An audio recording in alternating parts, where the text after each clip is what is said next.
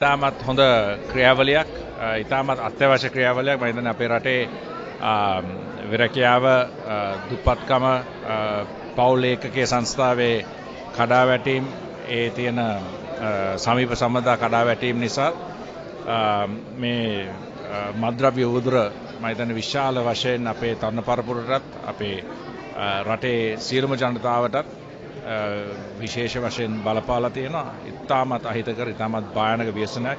ඉතින් මෙවැනි ක්‍රියාවලියකින් මේ උවදුර රටෙන් තුරන් කරන්න පුළුවන් නම් අපේ ජනතාවත් අනාගත පරපුරත් බේරා ගන්න පුළුවන් කියලා උන්ට කරන විශේෂ සේවයක් කියලා මම විශ්වාස කරනවා. මම හිතන්නේ අපේ රජයටත් ඒ කටයුත්තට මැදිහත් වෙලා ඉන්න සියලු දෙනාටමත් මහ ජනතාවටත් එකට එකතු වෙලා මේ උවදුර රටෙන් තුරන් කරන්න පුළුවන් නම් මම හිතන්නේ ඒක කරන්න පුළුවන් ලොකුම දෙයක් අපේ රටට.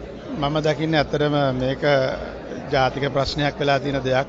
මත්ද්‍රව්‍ය වලින් මම හිතන්නේ අපි හැම කෙනෙක්ම අත්බැහි වලින් අය බේර ගන්න ඕනේ. රට තුරට මේක නවත්තන්න ඕනේ. ඉතින් මම හිතනවා හොඳ වැඩපිළිවෙලක ආරම්භයක්.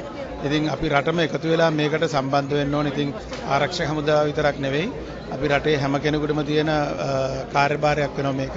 ඉතින් මම හිතනවා අපි හැමෝම එකතු වුණොත් අපිට මේක අපේ මතු පරපුර අපේ හැම ළමයෙක්ම අපිට මේකෙන් බේර ගන්න පුළුවන් හැම කෙනෙක්ම.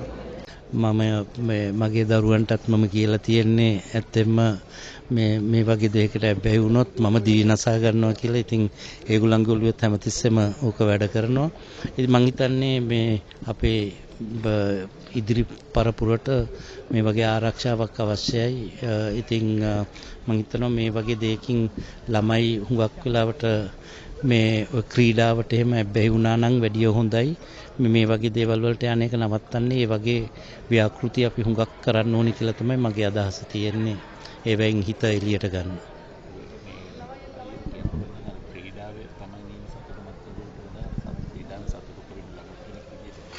ඔව් නැත්තෙම මං හිතන්නේ මගේ යාළුවොත් ඒ දවස්වල සෑහෙන්න හිටියා මේකට බැහි වෙලා. නමුත් මගේ වාසනාවට මම ක්‍රීඩාවට තමයි මගේ ලැබියාව තිබුණේ. ඉතින් ඒක හන්දා ඒකෙන් මට එළියට එන්න හම්බුණා. පොඩි කාලේ ඉඳන්ම මගේ සමහර යාළුවෝ ඒකට ඇබ්බැහි වෙලා නැති වෙලම ගියා. ඉතින් මට හරි කනගාටුයි ඒ වෙච්ච දේ. මම ඒක ඇහැට දැක්ක හන්දා තමයි මගේ ළමයින්ට මම මේ අවවාදය දෙන්නේ.